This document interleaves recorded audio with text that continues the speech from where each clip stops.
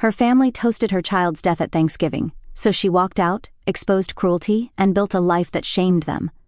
Melissa Wilson gazed out the living room window at the suburban Boston landscape where fallen leaves danced in the wind. She gripped a letter from the hospital in her hand, her fingertips trembling slightly. Her face showed clear signs of exhaustion. "Mom, I finished my homework." At Oliver's voice calling from the living room table, Melissa quickly slipped the letter into her pocket. Her expression softened naturally when she saw her 8-year-old son's smile. Oliver's brown hair had grown a bit long, and his big blue eyes seemed to mirror her own. "That's wonderful, Oliver. You worked hard today." Melissa sat on the sofa and checked her son's math workbook. 3 months ago, her divorce from her ex-husband Thomas had been finalized, and she had moved with Oliver to be closer to her parents' home. Their small apartment was far from luxurious, but she managed to get by with her nurse's salary from the community hospital and occasional help from her parents. "Are we going to Grandma and Grandpa's house tomorrow?" Oliver asked. There was a hint of tension in his voice. Melissa took a deep breath. "Yes, we are. Tomorrow's Sunday, so we're invited for lunch as usual." Oliver nodded silently. He was a smart child and vaguely sensed how stressful these visits were for his mother. Carol, Melissa's mother, had never provided her with a warm relationship. Carol and her husband George ran a well-known insurance company in town, and their refined lifestyle commanded respect in the local community. For them, appearances and keeping up appearances were paramount. And Melissa, as a single mother, and Oliver, sometimes labeled a problem child, were elements that disrupted their perfect family image. "Oliver, go get ready for your bath. I'll heat up dinner in the meantime." After her son left the room, Melissa took out her cell phone while operating the microwave in the kitchen. The call history showed 3 missed calls from her sister Amy. She let out a deep sigh before pressing the callback button. "Finally, you called me back." Amy's voice always had a sharp edge to it. She was in charge of the marketing department at their parents' company. "Are you bringing anything for tomorrow's lunch?" "Good evening to you too, Amy. I'm fine." "Thanks for asking," Melissa replied sarcastically. "I'll bring a salad." "Really? Again? Can't you make something more elaborate? Mom often worries about your cooking skills." Melissa closed her eyes, trying to maintain her patience. "A salad will be fine. Besides, Oliver hasn't been feeling well lately." Another excuse. Amy's voice turned cold. "Aren't your son's problems simply because you spoil him too much? No wonder Thomas left." The words cut like a knife, but Melissa didn't argue back. Amy was in her 2nd year of marriage but still had no children. She couldn't understand the challenges of parenting, much less the struggles of a single mother trying to balance everything. "I'll be there at 11 o'clock. Melissa changed the subject. "Anything else you need?" Mom said to make sure Oliver dresses properly. The jeans last time were much too casual. After hanging up, Melissa rested her forehead on the counter. Her relationship with her family had always been like this, a never-ending cycle of criticism, expectations, and disappointment. The decision to move closer to her parents' home after the divorce for financial reasons had come at a significant emotional cost. "Mom, my stomach hurts." Melissa turned at the sudden voice. Oliver stood in the hallway, having lost all color in his face. He was pale with sweat running down his forehead. Melissa rushed to her son and placed her hand on his forehead. It was hot. And in the next moment, Oliver's legs gave way, and he lost consciousness in her arms. That night, in the emergency room of the local hospital, Melissa sat beside her son's bed. The doctors had run blood tests repeatedly and asked numerous questions. Oliver had finally fallen asleep with sedatives, but the doctor's expression was grim. "Mrs. Wilson, we will need to run more detailed tests tomorrow. There are several concerning aspects to your son's symptoms." The doctor's words were cautious, but as a nurse, Melissa could sense the gravity behind them. She stroked her son's hair with trembling hands as he lay in the hospital bed, thinking they probably wouldn't make it to the family lunch tomorrow. The next morning, a series of tests began. Late in the afternoon, Dr. Parker, the attending physician, led Melissa to a quiet consultation room. His expression made it clear this wasn't good news. "We have Oliver's test results," he said in a lowered voice. "Unfortunately, your son has developed an extremely rare autoimmune disease. Treatment options are limited." And as Dr. Parker continued, Melissa's world began to crumble gradually. "How much time does he have? she asked in a voice surprisingly calm even to herself. With current medical science, approximately 6 months. 6 months, just past Christmas, before Oliver's next birthday. A clock began ticking in Melissa's mind. Limited time, the last months with her son, and how to break this reality to her family. She gazed out the window at the Boston skyline, steeling herself for the battle ahead. For Oliver's sake, she needed to be strong, and she hoped with a faint glimmer of hope that her family would truly become family during this difficult time. In the hospital parking lot, Melissa turned off the car's engine and rested her forehead on the steering wheel. Oliver was asleep in the back seat. 3 days had passed since her meeting with Dr. Parker, but the words, 6 months to live, wouldn't leave her mind. Today she had to share this reality with her family. She checked her son's sleeping face in the rearview mirror. Exhausted from tests and medication, Oliver slept with a peaceful expression. The thought that her time to see this face was limited made Melissa's chest tighten. The Morrisons' spacious 2-story White House came into view. Melissa took a deep breath, parked the car, and gently woke Oliver. "Oliver, we've arrived at Grandpa and Grandma's house." He nodded, rubbing his sleepy eyes. "Mom, I'm okay," he suddenly said in a mature voice. "Tell Grandma and Grandpa not to be scared." "Okay." Melissa was touched by her son's mature thoughtfulness and held back tears. "Yes, I promise." Amy opened the front door. She wore a perfect blonde hairstyle and an expensive cashmere sweater. "Finally, you're here," she said, looking at her watch. "Mom and Dad are waiting in the living room. Lunch is 3 hours late because of your cancellation." Melissa didn't answer and headed to the living room with Oliver. Carol and George sat on expensive leather sofas, both dressed elegantly, reflecting the success of Morrison Insurance.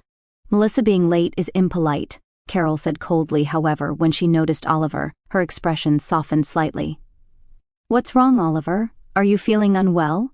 Melissa seated her son on a small sofa and knelt to meet him at eye level. "Oliver, may I speak with the adults alone for a bit? Would you mind resting in Aunt Amy's room?"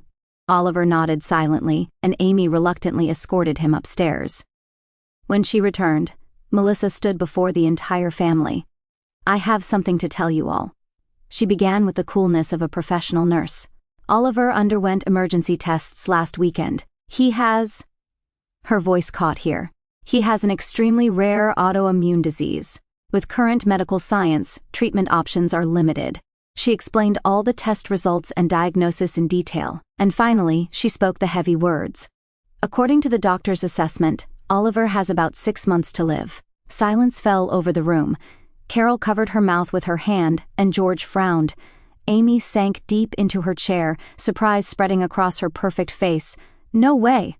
Carol finally spoke. "Our grandson, is there really no treatment?" "They'll try cutting-edge treatments, but the success rate is low," Melissa answered. "The medical costs will be substantial. Parts not covered by insurance will..." "Don't worry about money," George said immediately. "I'll provide the necessary funds. Find the best doctors." Melissa felt slightly relieved. There was hope of family support, but that feeling was short-lived. "But Melissa," Carol chose her words carefully. "What will you do? Can you continue working? If not, we could take care of Oliver here." "No, I'll care for him," Melissa answered firmly. "I'll take leave if necessary. I want to be with Oliver." In the evening, Amy called her to the kitchen. Oliver was taking a nap upstairs. "How do you plan to handle this?" Amy asked in a low voice. "A single mother with a seriously ill child." "I'll manage," Melissa answered succinctly. "If you ask me," Amy said while pouring tea, "this is a kind of blessing for both you and Oliver." "What are you saying?" Melissa's eyes widened. "It might sound cruel." Amy lowered her voice. "But Oliver has always had problems, hasn't he? Behavioral issues at school. Wasn't that one reason for your divorce? And when he's gone, you can start a new life." Melissa felt intense anger. "My son is not a problem. He is my everything." At that moment, a noise from the hallway made Amy quickly change the subject. Carol entered. "Melissa, next weekend is Thanksgiving. Let's celebrate with the whole family," Carol said. "I think it's important to maintain normalcy for Oliver's sake." Melissa nodded. "Thank you, Mom." After Carol left, Melissa gazed out the kitchen window at the garden, where she saw her mother and father talking in hushed tones. She felt compelled to move closer and listen to their conversation. She opened the window slightly and listened.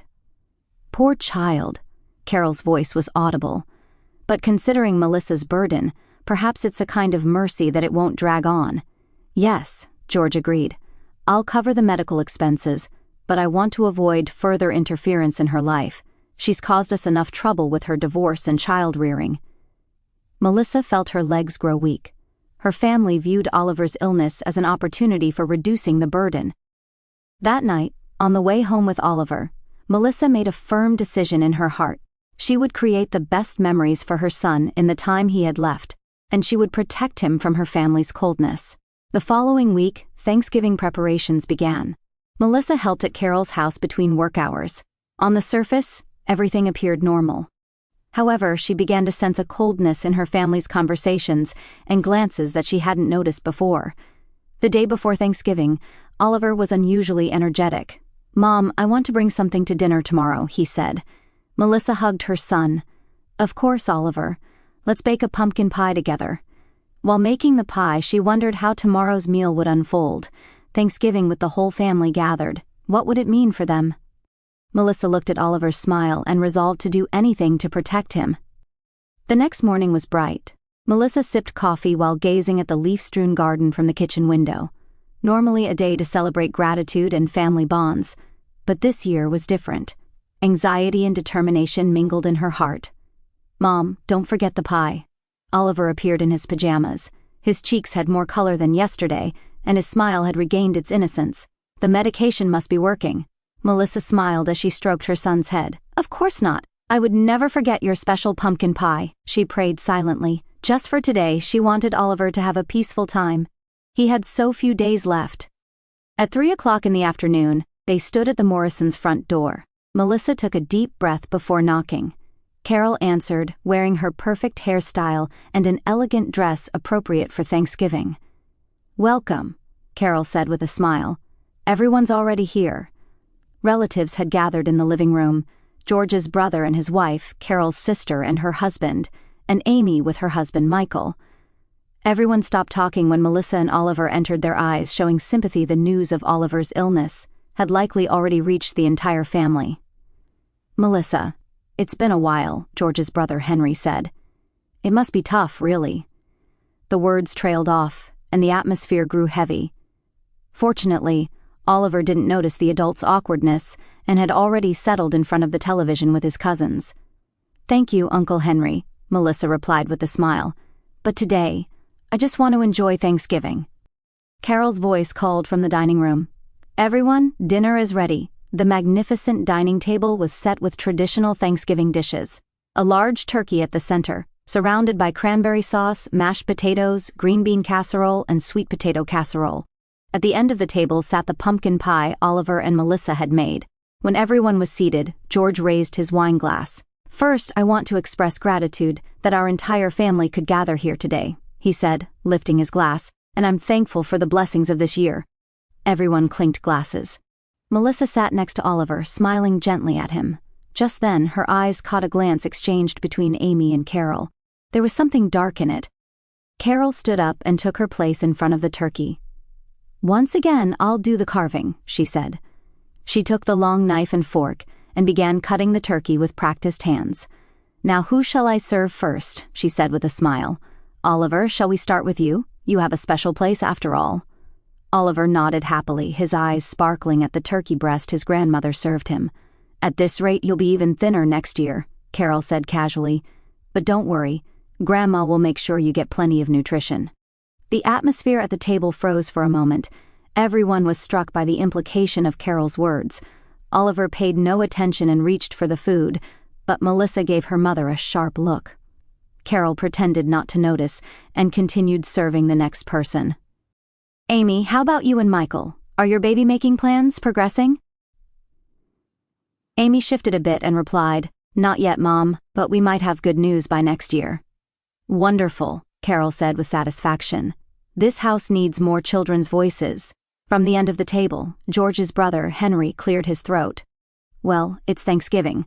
Let's all enjoy ourselves." For a while, conversation continued on topics like weather, politics, and sports. Melissa barely touched her food, watching over Oliver. He seemed to have an appetite for the first time in a while, eagerly eating mashed potatoes and gravy. Halfway through the meal, Carol raised her wine glass. Her cheeks were already flushed from the wine. "Everyone, I'd like to make a special toast," she said. "Life has its difficult periods, especially when facing illness or other problems." She glanced briefly toward Melissa and Oliver. "But it's during difficult times that we grow stronger. Let's toast to Melissa and Oliver's courage." Everyone raised their glasses. "To Melissa and Oliver!" But Carol continued. "And let's toast to the reality our family is facing," she said with a smile. 6 months to live. Then, here's to the day when the burden disappears." The moment the words were uttered, the table froze. But soon Henry gave a small laugh, followed by other relatives. Perhaps it was laughter to relieve the anxiety-induced tension, but to Melissa's ears it sounded like laughter of agreement with a cruel joke. Oliver looked up at his mother with a confused expression. "Mom, what did Grandma mean?" Melissa couldn't answer. Her entire body trembled with anger and sadness. At that moment, Amy stood up and walked over to Oliver. "Don't worry about it, Oliver," Amy said in a sweet voice. As she stroked Oliver's head, she continued, "Mom and Dad have an unusual sense of humor. Next year we'll have one less seat. But a real family is enough, right?" At the words, "real family," something broke decisively within Melissa. She slowly put down her fork and gently took Oliver's hand. "Mom?" Oliver asked anxiously. "It's okay, Oliver," Melissa said quietly. Her voice was strangely calm. "We're finished with our meal." Carol hastily said, "Melissa, it was a joke. Don't take it seriously." "A joke?" Melissa stood up quietly. "My son's life is a joke." The room fell silent again. "Melissa," George spoke up, "Mother has had a bit too much to drink. Sit down and continue your meal." "No, Dad," Melissa said clearly. "I can no longer tolerate this family's hypocrisy. Oliver, put on your coat, we're leaving." Amy raised her voice, being dramatic again. Typical Melissa, unable to accept reality. Melissa stood Oliver up and placed her hand on his shoulder. "Reality?" she said quietly. "The reality is that you're all looking forward to my son's death. Is that a real family?" "How dare you say such things, Melissa?" Carol exclaimed. Just what?" Melissa looked straight into her mother's eyes. "I overheard you. Considering Melissa's burden, it's a kind of mercy that it won't drag on." Heavy silence fell over the room. "We're leaving," Melissa said resolutely. "Oliver, say goodbye." Oliver was confused, but obediently said goodbye. He still couldn't fully understand the situation. As Melissa led Oliver out of the dining room, she heard a small voice behind her. Turning around, she saw Amy standing next to the pumpkin pie. "Melissa," Amy whispered, "I'm truly sorry." There seemed to be genuine regret in her voice, rare for Amy. But now, Melissa's heart was full of determination. In the car on the way home, Oliver was quiet. Eventually, he asked, "Mom, are we not going to Grandma's house anymore?" Melissa looked at her son's face in the rearview mirror. "Not for a while, Oliver," she answered quietly. "But it's okay, we have our own path." That night, Melissa sat at the kitchen table pondering over scattered documents. Oliver was already asleep. She stared at the papers before her. Health insurance statements, hospital bills, bank account statements, mentally calculating over and over. "Will this be enough?" she whispered. Hours after the Thanksgiving dinner incident, a plan was forming in Melissa's mind. What she knew as a nurse was that only one hospital had made Oliver's diagnosis. Perhaps there was still room to explore other opinions, other possibilities. Her cell phone rang. Amy's name appeared on the screen. Melissa hesitated before answering. "Melissa." Amy's voice was trembling. "I'm truly sorry about what happened. Mom and Dad are reflecting too. Could we talk again tomorrow?" "Amy," Melissa said quietly, "what happened today is just a manifestation of long-standing issues for you all. Oliver and I have always been problems, but I'm ending it now." "What do you mean?" Anxiety mixed into Amy's voice. "Goodbye, Amy." After hanging up, Melissa took a deep breath. Her plan was clear. She would withdraw her savings tonight, take only the essentials, and disappear with Oliver. Without her parents' help, she would seek a second medical opinion in a new place. She quietly headed to the bedroom and packed the last items into an already prepared bag. An envelope of cash hidden at the back of the closet. Her emergency fund that she had saved bit by bit since the divorce. It wasn't a large amount, but it would be enough to start a new life. Oliver. She gently woke her son. We're going on a little trip. Are you ready? Oliver nodded, rubbing his sleepy eyes. Mom, where are we going? On an adventure? Melissa smiled. A secret adventure just for us. The highway was empty in the middle of the night. Melissa drove west. Her destination was Rochester, Minnesota, a city with a world-famous medical center. As a nurse, she thought they might get a new perspective on Oliver's illness there. Mom, didn't you tell Grandma and Grandpa? Oliver asked from the back seat. Melissa looked at her son through the rearview mirror. No, this is our trip alone. For a while, let's spend time just the two of us. The next morning, they arrived in a small town several dozen miles from Rochester. Melissa headed to a budget motel she had researched in advance online.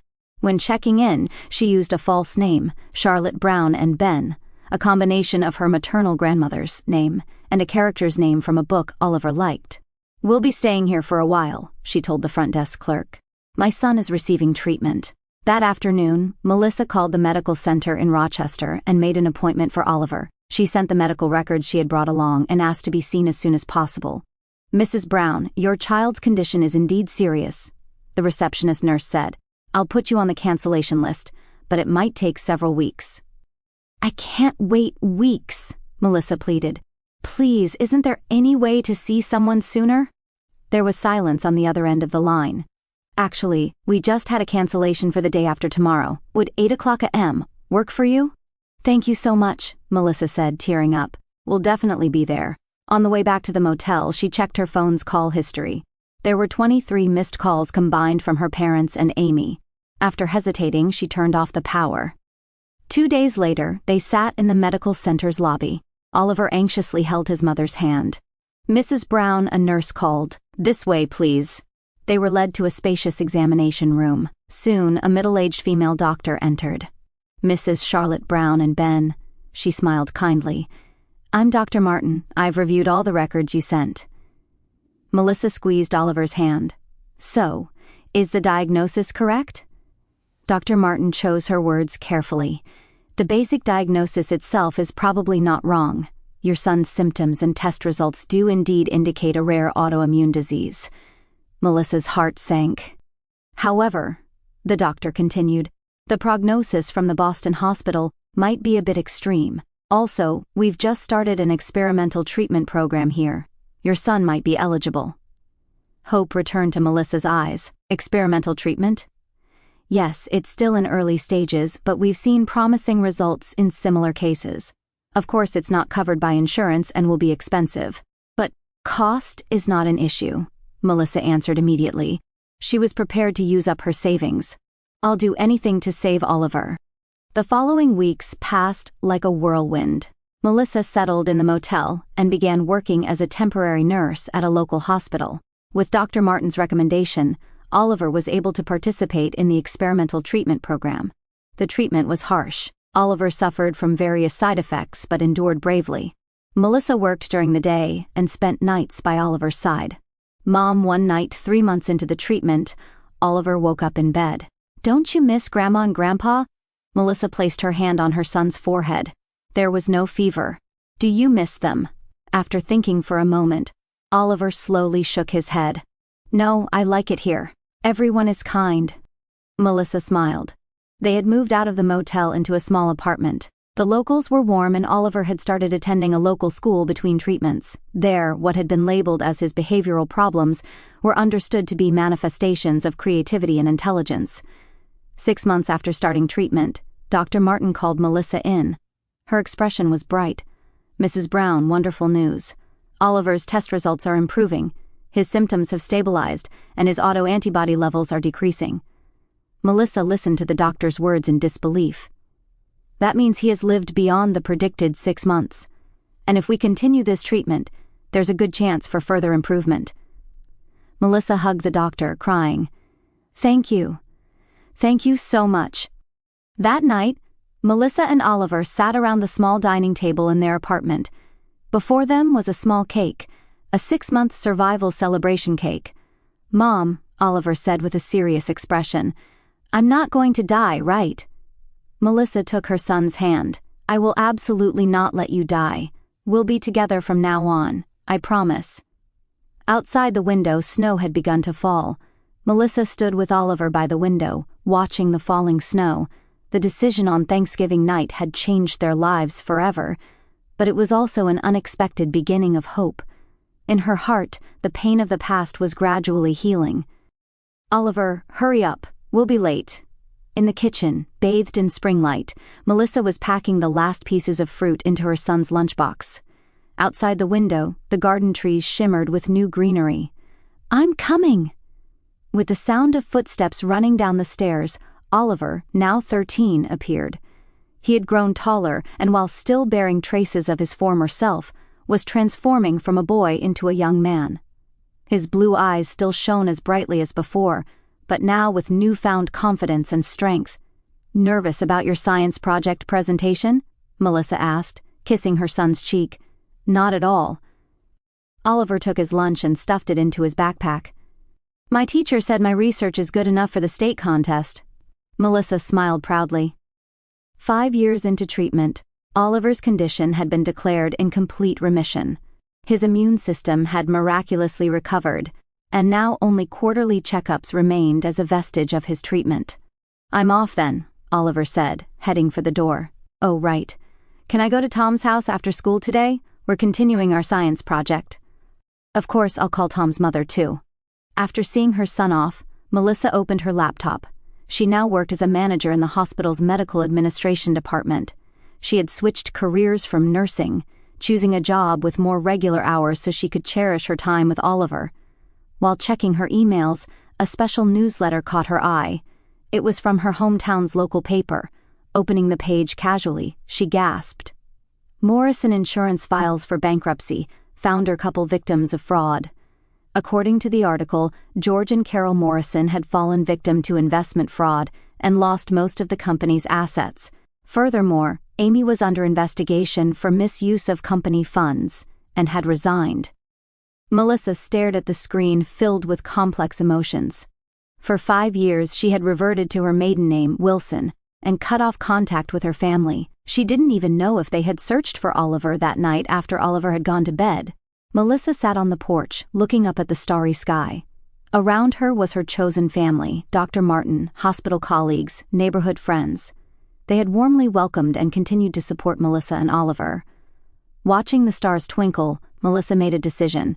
It was time to return to her hometown and face her original family, not to forgive, but to show how strong she and Oliver had become, and to teach them what a true family means. "Oliver," she asked her son at breakfast the next morning, "how about a small trip during summer vacation? Would you like to visit the town where Mom grew up?" Oliver thought for a moment, then nodded. "Yes, I'd like to go. Will we see Grandma and Grandpa?" "If you want to," Melissa said quietly. "But remember, we have a real family that we've created here." Oliver smiled understandingly. "I know, Mom. A real family is the people who stay with you when times are tough." Melissa was touched by her son's wisdom and took his hand. A new chapter awaited them. A journey to face the past and demonstrate the true meaning of strength and love.